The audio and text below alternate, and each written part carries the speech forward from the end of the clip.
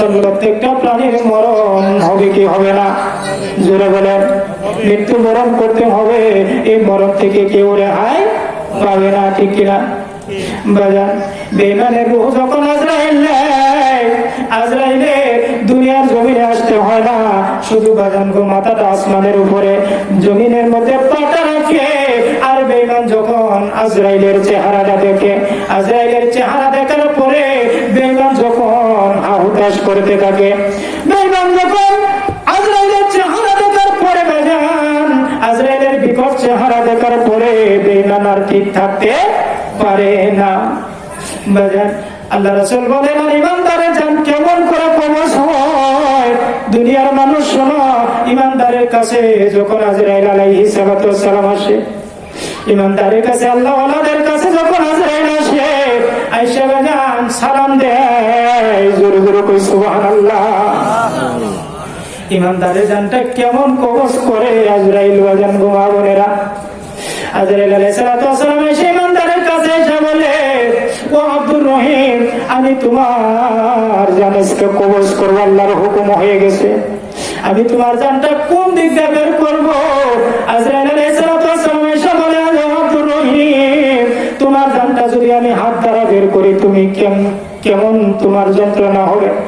আল্লাহর বান্দা আব্দুর রহিম ডাকতে বলে, আজরাইল, আমার হাত দ্বারা তুমি আমার রূহ বের করতে পারবা না। আল্লাহু আকবার। আমার হাত দ্বারা তুমি রূহ বের করতে পারবা না। আজরাইল বলে, কেন আল্লাহর বান্দা, কেন তোমার হাত দ্বারা আমি রূহ বের করতে পারবো না? আজরাইল আলাইহিস সালাতু ওয়াস সালাম এই কথা বলার পরে আব্দুর রহিম ডাকতে বলে, ও আজরাইল, আমার হাত দ্বারা আমি কখনো কোনোদিন অন্যায় কাজ করি নাই। সুবহানাল্লাহ কই। আমার হাত দ্বারা কখনো আমি অন্যায় পথে খরচ করি নাই, অন্যায় কাজে টাকা পয়সা দেই নাই, অন্যের হাত নষ্ট করি নাই। এই হাত দ্বারা সব সময় আমি ভালো কাজ করছি, এই হাত দ্বারা সব সময় আমি ভালো কাজ করছি। জোরে জোরে বলে যাবে কি আল্লাহু আকবার। আজরাইল, আমার হাত দ্বারা তুমি রূহ বের করতে পারবা না। আজরাইল আলাইহিস সালাতু ওয়াস সালাম চলে যাবে পায়ের কাছে। আল্লাহু আকবার। তখন বলবে, আব্দুর রহিম, তোমার পা দিয়ে আমি রূহ বের করতে চাই। আব্দুর রহিম ডাকতে বলবে, আজরাইল, আমার পা দ্বারা তুমি রূহ বের করতে পারবে না। আল্লাহ ওয়ালারা কেমন বাজার, আল্লাহ ওয়ালাদেরকে দেখে মালাকুল মউত সালাম দেয়। জোরে জোরে কই সুবহানাল্লাহ। আজরাইল আলাইহিস সালাতু ওয়াস সালাম বলে, তাহলে তোমার পা দ্বারা আমি রূহ বের করব। আব্দুর রহিম ডাকতে বলে, ও আজরাইল, এই পা দ্বারা তুমি রূহ বের করতে পারবে না। এই পা দ্বারা আমি সব সময় হাইটা হাইটা আল্লাহর ঘরে মসজিদে গেছি। এই পা দ্বারা হাইটা আমি কখনো অন্যায় কাজের মধ্যে যাই নাই, আমি কখনো জুয়ার প্যান্ডেলে যাই নাই, আমি কখনো নাচ গানের অনুষ্ঠানের মধ্যে যাই নাই। তোমার আল্লাহর বান্দারা যখন তোমার আলেম ওলামারা যখন কোরআন হাদিসের কথা বলছে, ওই মাহফিলের মধ্যে গেছি আমি পা দ্বারা হাইটা, এই পা দ্বারা তুমি আমার রূহ বের করতে পারবা না। আল্লাহু আকবার বলে রূহ চলে যাবে, আজরাইল চলে যাবে বাজান মুখের কাছে। আল্লাহু আকবার বলবে, তোমার মুখ দ্বারা তাহলে রূহ বের করে।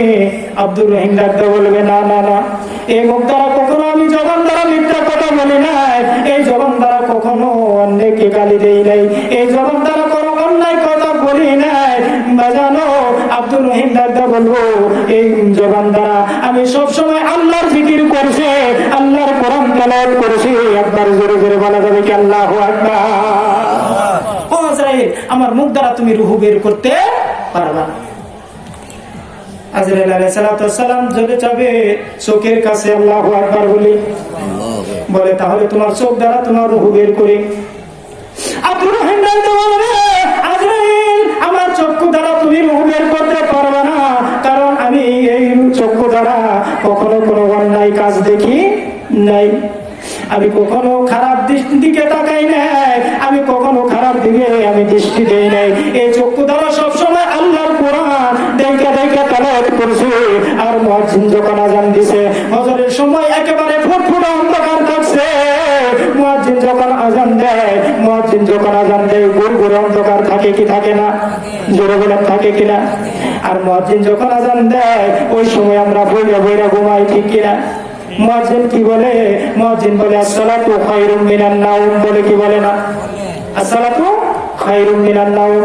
এটার অর্থ হলো উঠো মুমিন মুসলমান, ঘুম হইতে নামাজ ভালো। আল্লাহু আকবার। উঠো মুমিন মুসলমান, ঘুম হইতে নামাজ ভালো। তাই কবি কত সুন্দর করে বলছে, আজান শোনে যারা বিছানায়, বলেন আজান শোনে যারা বিছানায়, তাদের জন্য কাঁদে নবী মদিনায়, তাদের জন্য কাঁদে নবী। ওই নবীর জন্য মায়া তোমার লাগে না, ওই নবীর জন্য মায়া তোমার লাগে কেন ভাই নামাজ তোমরা পড়ো না, কেন ভাই নামাজ তোমরা পড়ো না। আল্লাহু আকবার বলি। তাহলে নামাজ পড়া দরকার আছে না নাই? অনুরোধ করে যাই বাজান, মা বোনেরা গভীর মনোযোগের সাথে অনুরোধ করতেছি। আজরাইল আলাইহিস সালাম ডাক দিয়ে বলবো, তোমার চক্ষু দিয়ে তাহলে রূহ বের করবো। এবার আব্দুর রহিম ডাক দিয়ে বলে, আজরাইল রে, আমার চোখ দ্বারা তুমি রূহ বের করতে পারবে না। এই চক্ষু দ্বারা আমি গভীর অন্ধকারের মধ্যে আমি কি করেছি, ওই ফুটফুটে অন্ধকারের মধ্যে আমি ও চক্ষু দ্বারা তাকাইয়া তাকাইয়া মসজিদের মধ্যে গেছি। জোরে জোরে কই সুবহানাল্লাহ। এই চক্ষু দ্বারা আমি আল্লাহর কোরআন দেখা দেখা তেলাওয়াত করেছি। এই চক্ষু দ্বারা আমি আমার মা বাবার দিকে রহমতের নজরে তাকাইছি। আল্লাহু আকবার। আমার মায়ের দিকে বাবার দিকে তাকাইয়া থাকছি। আজরাইল, এই চক্ষু দ্বারা তুমি রূহ বের করতে পারবে না। আজরাইল আলাইহিস সালাতু ওয়াস সালাম, আজরাইল আলাইহিস সালাতু ওয়াস সালাম বলেন, আজরাইল আলাইহিস সালাতু ওয়াস সালাম আল্লাহর দরবারে ডাকতে বলবে, ইয়া রব্বে কারীম, আল্লাহ গো, তোমার বান্দার রূহ তো কোথাও বের করতে দেয় না, আমি কেমনে করে তোমার বান্দার রূহ নেব? আজরাইল আলাইহিস সালাতু ওয়াস সালাম কে আমার আল্লাহ ডাকতে বললেন, আজরাইল, ও আজরাইল, তাড়াতাড়ি করে যাও, আমার বান্দার সামনে যাইয়া তুমি 7টা জাহান্নাম ধরো আর 8টা জান্নাত তুমি আমার বান্দার সামনে ধরো। আল্লাহু আকবার। 7টা জাহান্নাম আমার বান্দার সামনে ধরো। যখন 7টা জাহান্নাম আল্লাহর বান্দার সামনে বাজান ধরা হবে, আল্লাহর বান্দা কি করব? 7টা জাহান্নাম দেখিয়া জাহান্নামের দিকে ঝাঁপ মারতে থাকবে। আল্লাহু আকবার। জাহান্নামের দিকে পড়তে থাকবে, ঝাঁপ মারতে থাকবে। তখন আজরাইল আলাইহিস সালামকে আল্লাহ ডাক দিয়ে বলবো, আজরাইল, আমার এই আশিক প্রেমিক যদি জাহান্নামের আগুনে ঝাঁপ মারে, তাহলে জাহান্নামের আগুন কিয়ামত পর্যন্ত নিভে যাবে আর জাহান্নামের আগুন প্রজ্বলিত হবে না। আমার আশিকের সামনে, তুমি আশিকের সামনে থেকে, আমার পাগলের সামনে থেকে, আমার ইমানদারের সামনে থেকে জাহান্নাম সরাইয়া দাও। আর যখন আজরাইল আলাইহিস সালামকে আল্লাহ ডাকতে বলবো, তুমি কি করো? 8টা জান্নাত আমার বান্দার সামনে তুলিয়া ধরো। আর 8টা জান্নাত যখন আব্দুর রহিমের সামনে যখন বাজান তুলে ধরবে, আব্দুর রহিমের সামনে তুলে ধরার পরে আব্দুর রহিম যখন জান্নাতের নাজ নিয়ামত গুলো দেখতে থাকবে, ওই সময় আজরাইল আলাইহিস সালাম আল্লাহর বান্দার জান নিবে। আজরাইল যখন জান নিবে, আল্লাহর বান্দা টের পাবে না। আল্লাহু আকবার। আল্লাহর প্রেমিক বান্দা ইমানদারেরা যখন তার জান কবজ করা হয়, তখন টের পায় না। সুবহানাল্লাহ। বাজান গো, আর বেঈমানের রূহ যখন নেয়, আজরাইল শুধু চেহারাটা দেখাবে।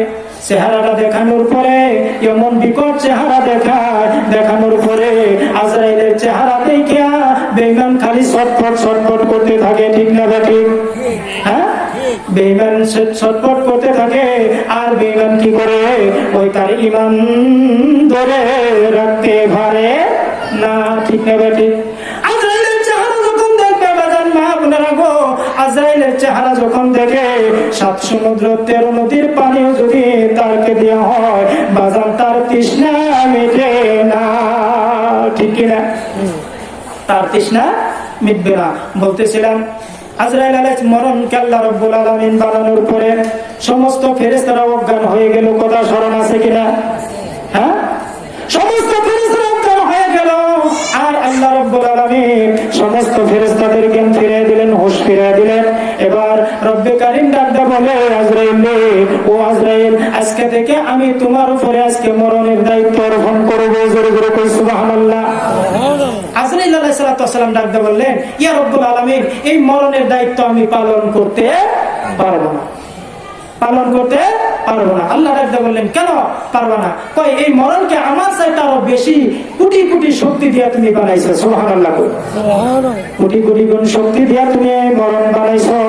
মরণের কেমন চাহনি, মরণের কেমন তর্জন এবং গর্জন, কেমন ভয়াবহ অবস্থা, এই মরণের দায়িত্ব আমি আজরাইল পালন করতে পারবো না।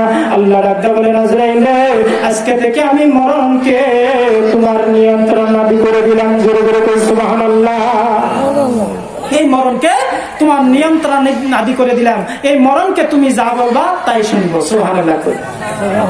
এবার আজরাইল আলাইহিস সালাম ডাকতে বললেন, ইয়া রব্বে কারীম, মরণকে যদি আমার নিয়ন্ত্রণ আদি করে দেন, মরণ যদি আমার কথা শুনে, তাহলে আমি একটু পৃথিবীর জমিনে যাইব, পৃথিবীর বাসীকে একটা মেসেজ দিতে চাই। বলে, আজরাইল যাও, কি মেসেজ দিতে চাও? এমন সময় আজরাইল আলাইহিস সালাম যখন পৃথিবীর জমিনে চলে আসলেন, পৃথিবীর জমিনে আসার পরে আজরাইল আলাইহিস সালাম মেসেজ দেয়, ও পৃথিবীবাসী শুনছ, আজকে থেকে রব্বে কারীম আমার উপরে মরণের দায়িত্ব অর্পণ করছে। আমার দিলের ভিতরে কোনো দয়া থাকবে না, আমার দিলের ভিতরে কোনো মায়া থাকবে না। আমি সন্তান চিনব না, আমি বাবা চিনব না, আমি মা চিনব না। আমি বাবার কুল থেকে সন্তানকে ছিনে নিয়ে আসবো, আমি মায়ের কুলের থেকে দুধের শিশুকে ছিনে নিয়ে আসবো। ঠিক না ঠিক?